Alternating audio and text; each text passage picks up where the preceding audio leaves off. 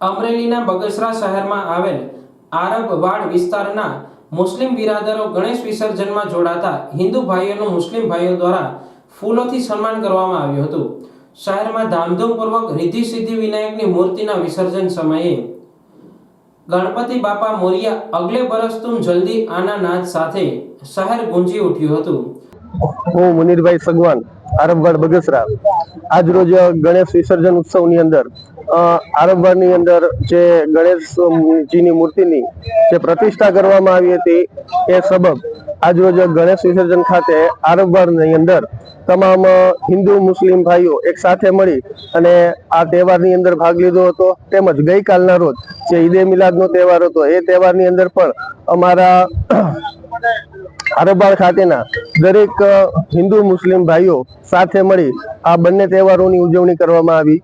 આ ઉપરાંત આખા દેશની અંદર એક સંદેશો આપવા માંગીએ છીએ કે આવી જ રીતે દરેક હિન્દુ મુસ્લિમ તહેવારો સાથે મળી અને ઉજવણી કરીએ અને એક ભાઈચારાની લાગણી આખા દેશમાં બની રહે એવી ઈશ્વર પાસે પ્રાર્થના।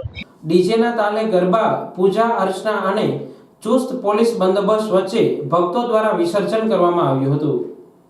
બગસરાની અંદર ગણપતિ ઉત્સવ ઉજવાઈ રહ્યો છે। બગસરાની ગલી અને નાકાની અંદર એક જોરશોરથી ડીજેના તાલ સાથે ભજન અને ભોજન અને આ સત્સંગ સાથે ગણપતિ ઉત્સવ ઉજવાઈ રહ્યો છે। નાકા ગલીની અંદરથી ગણપતિ દાદાની સેવા પૂજા પણ ચાલુ છે।